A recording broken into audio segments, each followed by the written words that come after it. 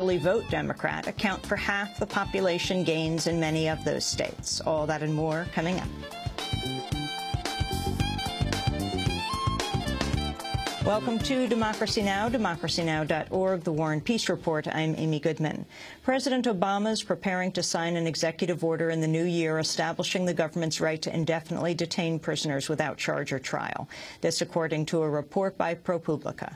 The administration is expected to indefinitely hold at least 48 of the prisoners remaining at Guantanamo. Under the executive order, prisoners would be allowed to challenge their incarceration periodically. ProPublica reports nearly 2 years after Obama's pledge to close the prison at Guantanamo, more prisoners there are formally facing the prospect of lifelong detention, and fewer are facing charges than the day Obama was elected. Meanwhile, Attorney General Eric Holders publicly said the United States wants to neutralize the Yemen-based Muslim cleric Anwar al-Awlaki, who is said to be the first U.S. citizen added to a CIA list of targets for capture or killing. During an interview on ABC, Holder was asked how much of a threat al-Awlaki posed.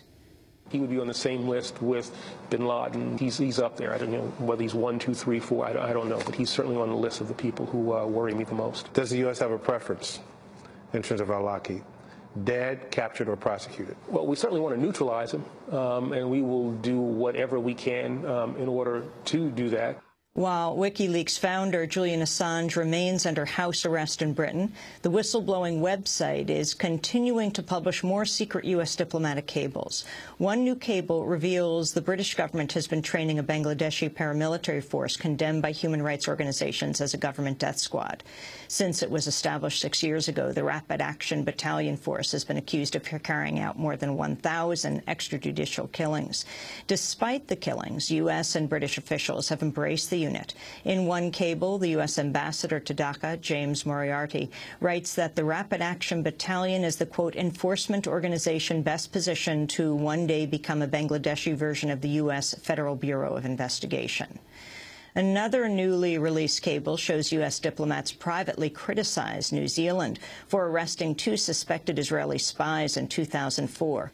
New Zealand's then Prime Minister, Helen Clark, said the actions carried out by the Israeli intelligence agents was unacceptable and a breach of New Zealand's sovereignty and international law.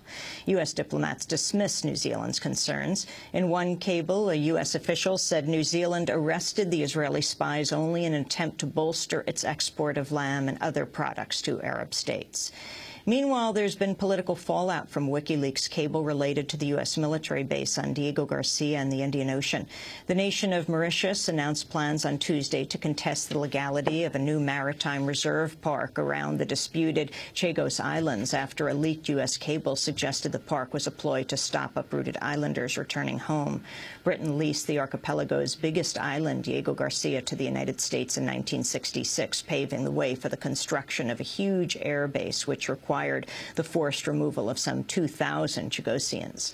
Publicly, the British portrayed the establishment of the marine park as a move to save the environment. But a U.S. diplomatic cable dated May 2009, disclosed by WikiLeaks, revealed that a British Foreign Office official had privately told the Americans that the decision to set up a marine protected area would, quote, effectively end the islanders' resettlement claims. In news from Capitol Hill, the Senate appears set to approve a strategic nuclear arms pact with Russia after 11 Republicans joined Democrats on Tuesday in support of a key preliminary measure. A final vote on the New START treaty is expected today. Republican Senator Lamar Alexander of Tennessee explained his support of the treaty. I will vote to ratify the New START treaty between the United States and Russia because it leaves our country with enough nuclear warheads to blow any attacker to kingdom come, and because the President has committed to an $85 billion 10-year plan to make sure that those weapons work. Republican Senator Lindsey Graham of South Carolina urged the vote on the START treaty to be delayed until the next Senate. It's not about avoiding START. It's about getting the best deal possible, and I just don't understand why we can't wait 5 more weeks, because 5 weeks from now, there will be a better treaty for America negotiated than the one we're about to pass. The FBI has subpoenaed the managing editor of the website Electronic Intifada.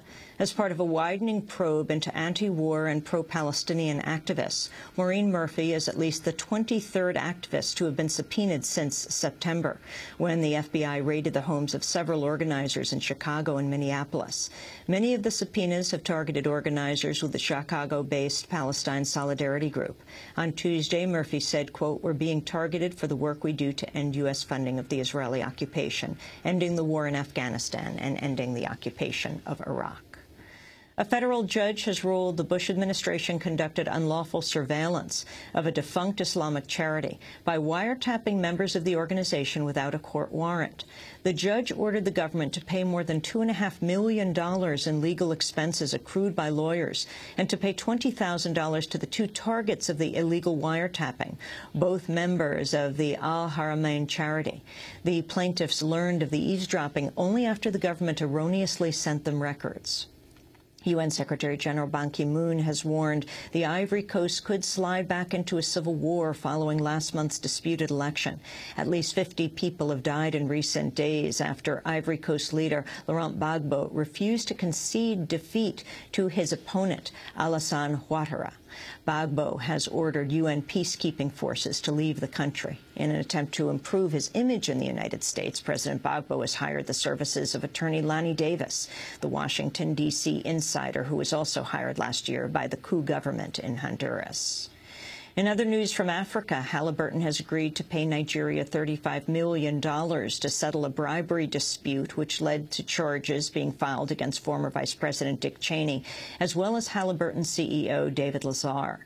Halliburton was accused of paying out over $182 million in bribes in order to build a liquefied natural gas plant in southern Nigeria.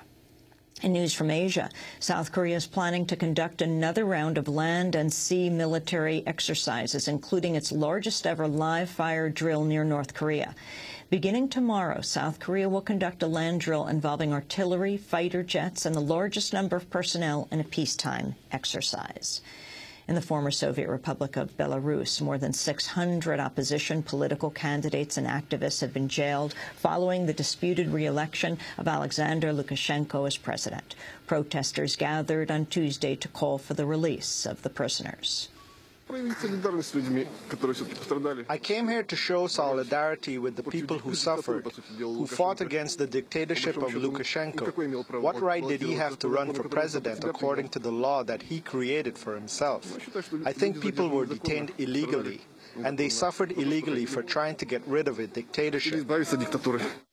Israeli jets have bombed as many as 7 locations in Gaza since Monday. Initial reports from Gaza said 8 Palestinians were wounded. Earlier on Saturday, Israeli jet strikes killed 5 Palestinian militants in Gaza in the deadliest strike on Gaza this year. Israel said the attacks were in retaliation for mortar attacks launched from the territory into southern Israel. The latest Israeli attacks come just days before the anniversary of Israel's Operation Cast Lead, the month-long assault 2 years ago that killed over 1,000 Gaza residents. Meanwhile, the first Asian convoy bound for Gaza has arrived in Syria. Activists from India, Japan, Indonesia, Iran, Malaysia, Bahrain, and other Asian countries are taking part in the convoy called Asia One, which aims to deliver aid to the impoverished Gaza Strip. Koichi Sagachi is an activist from Japan. Urgently, we have to resolve the siege of the Gaza, siege of the Palestinians, occupations by the Zionist Israel. I mean, it's really urgent. Back in the United States, a right-wing Internet radio host and former FBI informant has been sentenced to 33 months in prison for threatening the lives of 3 federal judges. Hal Turner was arrested in June 2009 after he named 3 judges that, quote, deserved to be killed for their rulings. After issuing the threat, Turner posted their photos, court address, and a map on his website. And in Chile, a formal request has been filed seeking the arrest of 4 retired Army officers for the killing of the folk singer Victor Jara during the 1973 U.S.-backed coup. An attorney with Chile's Interior Ministry's Human Rights Program filed the request for the arrests on Tuesday. Victor Jara was an outspoken supporter of Chilean President Salvador Allende. Victor Jara was assassinated September 15, 1973, 4 days after the coup that brought General Augusto Pinochet to power. And those are some of the headlines. This is Democracy Now!, democracynow.org, The War and Peace Report.